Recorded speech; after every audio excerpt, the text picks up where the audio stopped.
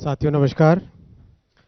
आज की कैबिनेट में एक ऐसा फैसला लिया गया है जो कि देश के 80 करोड़ नागरिकों को प्रभावित करता है। आप सब जानते हैं कि आज हिंदुस्तान में दुनिया की सबसे बड़ी फूड सिक्योरिटी प्रोग्राम चल रहा है।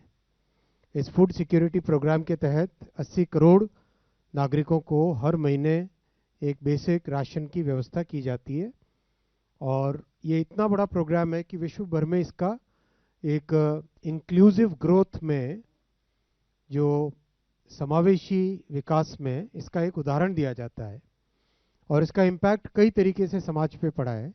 भारत में गरीबी कम होने का भी इस योजना का बहुत बड़ा श्रेय है। मैल न्यूट्रिशन कम होने में भी इस योजना का श्रेय है। बच्चों की जो ग्रोथ होती है, स्टंटेड ग्रोथ ना हो, प्रॉपर ग्रोथ हो, उसमें भी इस योजना का बहुत बड़ा एक योगदान है। ओवरऑल समाज जीवन से जुड़े और परिवार के आयाम से जुड़े, जो फूड सिक्योरिटी से जुड़े जो विषय हैं, उन सब के प्रधानमंत्री गरीब कल्याण अन्न योजना का बहुत बड़ा इम्पैक्ट है। आज उस प्रोग्राम को इम्प्लीमेंट करने वाली जो व्यवस्था है, पब्लिक डिस्ट्रीब्यूशन सिस्टम, उसमें बहुत बड़ा एक फैसला लिया गया है। वो है सार्थक पीडीएस स्कीम।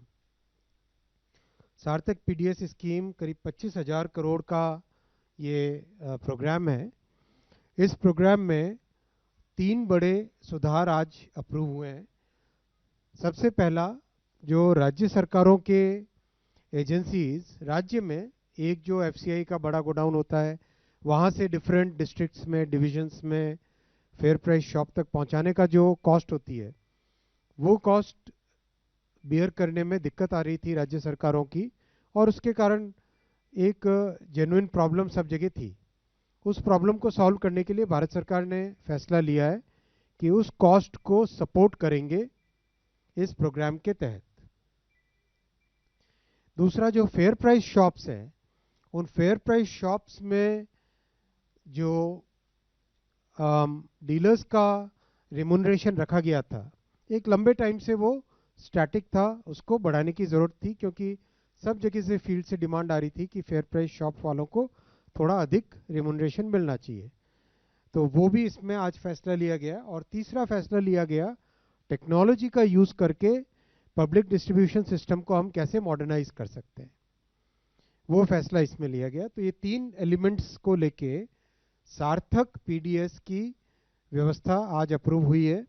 25,530 करोड़ रुपए का इसका एलोकेशन है। 5 साल का टाइम फ्रेम है पूरी स्कीम का। इसमें 3 बड़े एलिमेंट्स रहेंगे टेक्नोलॉजी के। सबसे पहला निर्मल, वो है पीडीएस बेनिफिशियरीज की रजिस्ट्री। करेक्ट व्यक्ति को सुविधा मिले और गलत व्यक्ति को सुविधा न मिले, इसके लिए टेक्नोलॉजी का उपयोग करके, खासकर आज एआई का युग है, तो एआई की टेक्नोलॉजीज का यूज़ करके पीडीएस के बेनिफिशियरीज की एक रजिस्ट्री बनाई जाएगी।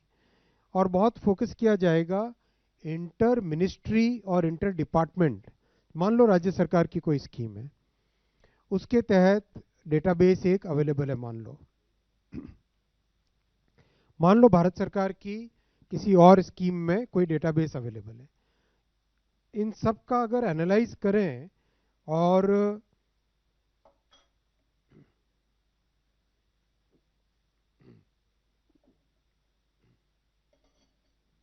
इन सब का एनालिसिस करें और प्रॉपर सही तरीके से बेनिफिशरीज का सिलेक्शन हो सके, तो देश में एक जो ज़मीनी स्तर पे पब्लिक में एक मैसेज जाता है कि सरकार का काम एक स्वच्छता के साथ हो रहा है, निर्मलता के, शुचिता के साथ हो रहा है, ग्रीवेंसेस कम होती है, तो ये इसमें निर्मल में रखा जाएगा। दूसरा है, किसी की भी पब्लिक की कोई ग्रीवेंस हो, उसको सॉल्व करने के लिए एआई इनेबल्ड सिस्टम है आशा।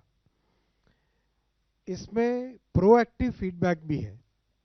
आज माननीय मंत्री जी फूड के पब्लिक डिस्ट्रीब्यूशन के श्री प्रहलाद जोशी जी बता रहे थे कि करीब करीब 20 लाख पर मंथ, करीब 20 लाख से अधिक, sorry 2 lakh per month, 2 lakh calls per month जाती है। अच्छा, वो पूरे साल भर का बता रहे थे। 2 लाख कॉल्स के आसपास पर मंथ जाती है बेनिफिशियरीज को उनका फीडबैक लेने के लिए। प्रोएक्टिव फीडबैक का ये मेथड। तीसरा है सक्षम। इसमें सप्लाई चेन के पूरे प्लेटफॉर्म को टेक्नोलॉजी इनेबल करेंगे। हर एक फूड ग्रेन के बैग को क्यूआर कोडिंग करना, जितनी गाड़ियां जाती है उसका जीपीएस टैगिंग रखना, डैशबोर्ड्स प्रॉपर बना के उनका ट्रैकिंग करना, ताकि वैसे पिछले 10 वर्षों में आप देखेंगे भारत सरकार के प्रयासों के कारण और राज्य सरकारों के सहयोग के कारण बहुत एक बड़ी जो पीडीएस का राशन पहले की जो व्यवस्थाएं थी उनसे बहुत एक डिफरेंट सिचुएशन आ गई है। लेकिन अब उसको नेक्स्ट लेवल पे ले जाने के लिए ये टेक्नोलॉजी का इनेबलमेंट इससे किया जाएगा। पूरी स्कीम से जो बेनिफिट होंगे, सबसे बड़ा तो एलिजिबल बेनिफिशियरीज आइडेंटिफाई होंगे। दूसरा, सिटीजन्स का सेटिस्फैक्शन बढ़ेगा। तीसरा, किसी की भी ग्रीवेंस हो उसको प्रॉपर्ली रिड्रेस कर पाए। एक जो फाइनेंशियल गेन होगा इस लॉजिस्टिक्स के पूरे रीऑर्गेनाइजेशन से और टेक्नोलॉजी यूज करने से, cost of moving rather movement of grains will reduce almost 15 to 50%. Instead of moving everything from one place to other in a non technically enabled system, technically enabled system में movement of food grains will substantially reduce। 50% तक भी reduction संभव है। 15% तो होगा ही होगा कम इस पूरे व्यवस्था से। लॉजिस्टिक्स की कॉस्ट में 280 करोड़ रुपए की एनुअल सेविंग होगी, 280 करोड़ रुपए की एनुअल सेविंग होगी। और carbon emissions, because of lesser movement of the food grains, carbon emissions will reduce 35%। ये सारे इसमें बेनिफिट होंगे साथियों। इसके साथ ही साथ आज प्रधानमंत्री जी ने कैबिनेट में जो मौसम की जो हीट वेव की परिस्थिति है उसका भी सभी मंत्रियों के साथ चर्चा की। और जिस तरह से आज आप सबने एक सीरीज ऑफ ट्वीट्स माननीय प्रधानमंत्री जी का जो राष्ट्र के प्रति आह्वान है वो देखा होगा आप सबने। उसी आह्वान के तहत सभी से अपने अपने मंत्रालय में क्या एक्शन ले सकते हैं, हर एक मंत्रालय, हर एक डिपार्टमेंट क्या एक्शन ले सकते हैं हीट वेव से अपने भारत के नागरिकों को सुविधा पहुंचाने की, सुरक्षा करने की क्या स्टेप्स लिए जा सकते हैं, विशेषकर हेल्थ मिनिस्ट्री में, वाटर रिसोर्सेज में, इन सब में किस तरह की सुविधाएं की जा सकती है, उसके ऊपर भी आज चर्चा हुई। और माननीय प्रधानमंत्री जी ने बहुत स्पष्ट कहा कि इस तरह की जो बड़ी समस्याएं होती है उसको हमको होल ऑफ द नेशन की भावना से करना चाहिए। होल ऑफ द नेशन में सरकार भी आती है, केंद्र की सरकार, राज्य की सरकार, विभिन्न डिपार्टमेंट, प्राइवेट सेक्टर और नागरिक भी सभी उसमें जुड़ते हैं। हम सब मिलकर इस तरह की समस्याओं का समाधान करें, ऐसा प्रधानमंत्री जी ने कैबिनेट में आह्वान किया। बहुत धन्यवाद साथियों। मैं अभी क्वेश्चंस लूंगा आपके। So we'll, as per the protocol, we'll start from the left. Yes. Sorry. No. Ji. Sanjay Sharma sir, मेरा सवाल है जो हिटवेव पे जो पीएम ने जो सबसे रिव्यू देते हैं और इसमें सर जो अलग अलग मंत्रालयों से बात की है, इस पे सर जो कई सारे राज्यों में हिटवेव का सबसे ज़्यादा प्रकोप है उनको ध्यान में रख करके किया है, पूरे देश को ओवरऑल कंट्रीज को ध्यान में रख करके किया गया, क्योंकि कई जगहों पर 45 के ऊपर भी पारा है।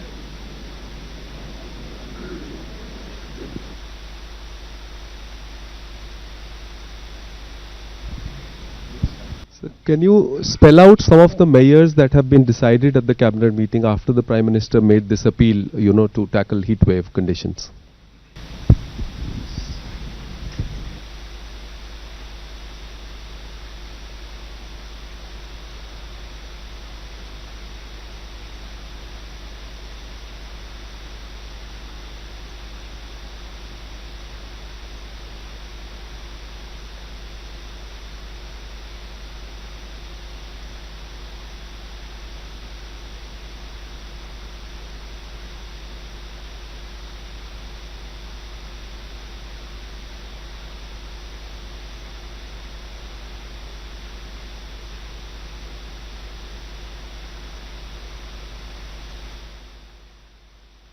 सा क्लियर कि क्या जैसे कई राज्यों में राज्य सरकार की अपनी स्कीम्स भी हैं जो है राशन देने की, तो वो सब सारे राज्य सरकार की स्कीम्स इस दायरे में आएंगी या सिंगल सिस्टम होगा?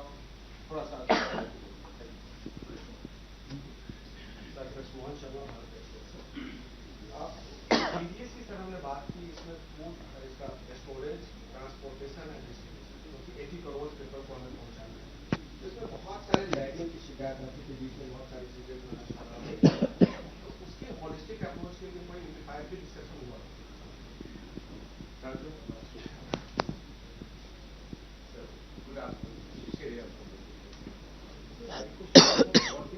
to the existing scheme? Will this startup will replace that, or will that just support the scheme? Mic on, please.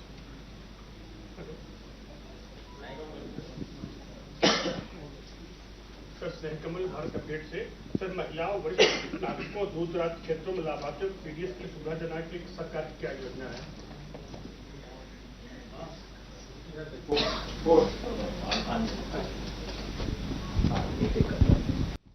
Sir, मैं सुजीत ठाकुर, दैनिक भास्कर से।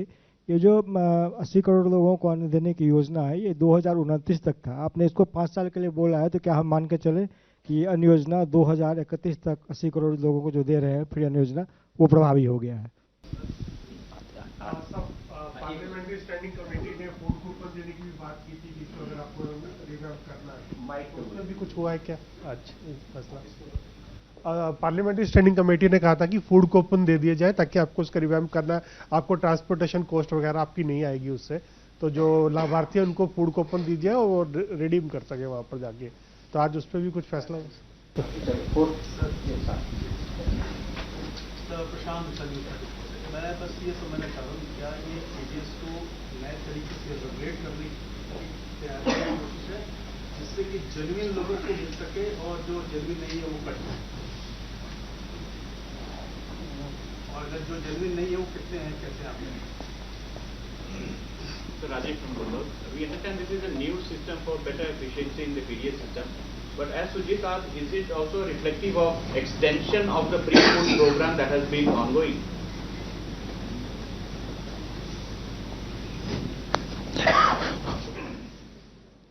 Yes, I think they are over. Yes, sir.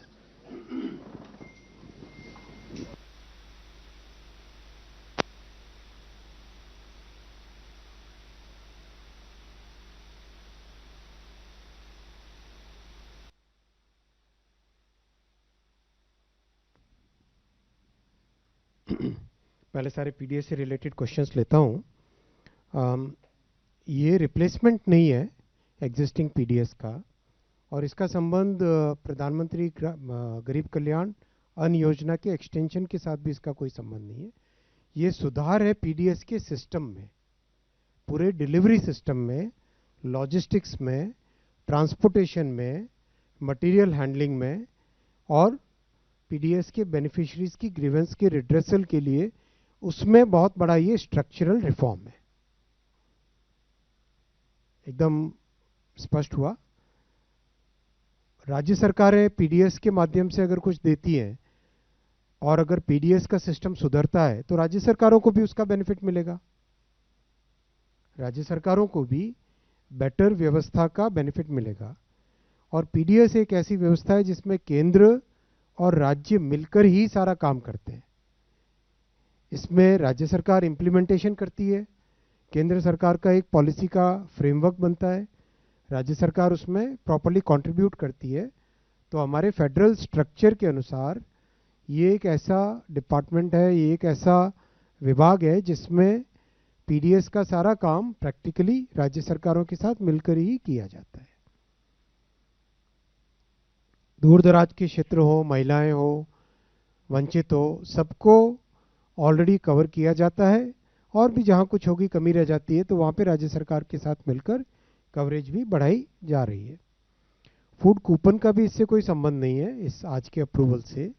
आज का approval, जैसा मैंने वापस बताया आपको, प्राइमरीली पूरे सिस्टम का, इसका एक स्ट्रक्चरल रिफॉर्म, कैसे सिस्टम इंप्रूव हो, better logistics, AI enabled selection of beneficiaries, deduplication of beneficiaries, कहीं पर भी अगर मूवमेंट को कम करना हो, जैसा मैंने आपको एग्जांपल बताया, 15 to 50% का ट्रांसपोर्टेशन कम हो सकता है इस पूरे एक्सरसाइज से।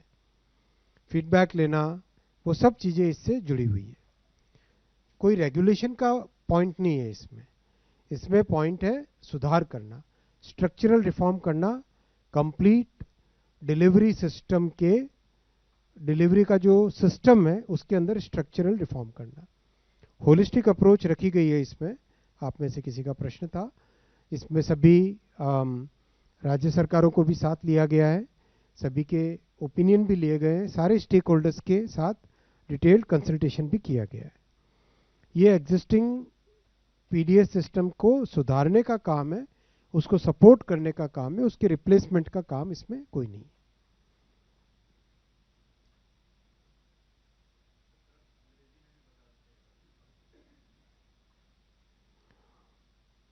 हीटवेव पे आता हूं। पहले हीटवेव में ये बात ठीक है आपका भी ये पॉइंट कि इसमें राज्य सरकारों का भी बहुत बड़ा रोल है, क्योंकि राज्य सरकारों के बहुत सारे डिपार्टमेंट से जो डायरेक्टली पब्लिक से जुड़े रहते हैं, तो राज्य सरकारों को भी हीट वेव के बारे में बातचीत की गई है। माननीय प्रधानमंत्री जी ने आह्वान भी किया है पूरे देश का, और whole of the nation approach के लिए पीएम साहब ने कहा है। आज अंतर्राष्ट्रीय परिस्थितियां भी जैसी है, वो भी उस पर्सपेक्टिव को भी ध्यान में रखा गया है, और मेजर्स हर एक डिपार्टमेंट को, हर एक सेक्टर को अपने अपने मेजर्स लेने के लिए कहा गया है। ओवरऑल सभी अपने अपने प्रयास करें जिससे कि पब्लिक के बारे में, जनता के बारे में जो भी सुविधाएं हो सके वो सुविधाएं हो।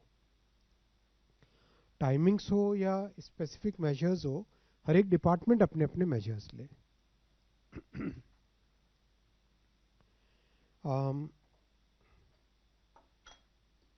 करीब करीब सारे क्वेश्चन से कवर होते हैं।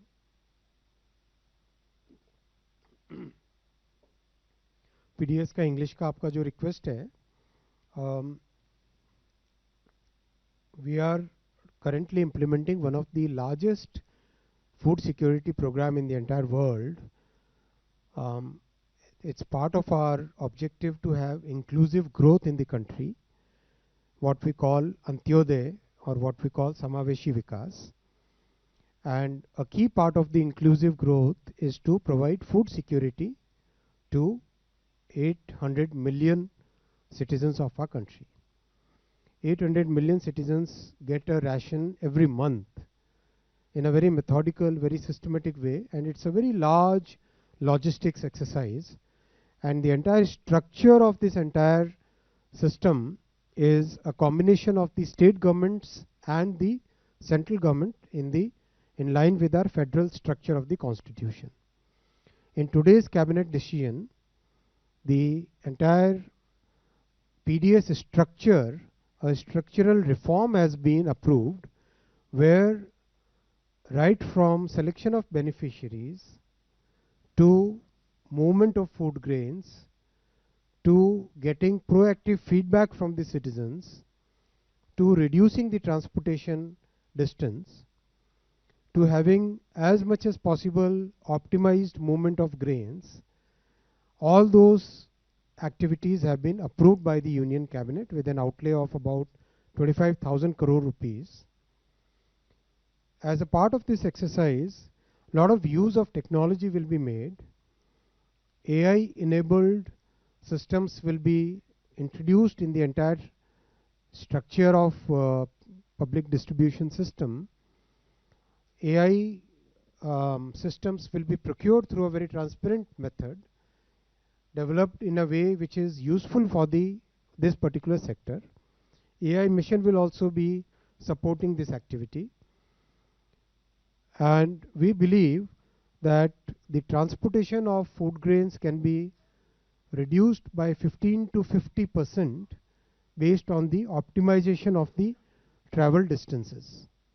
The distance can be reduced by 15 to 50%, and almost 35% carbon emissions, 35% carbon emissions will be reduced by this entire exercise. and 280 crore rupees annually will be saved by the improvement in logistics efficiency. Thank you.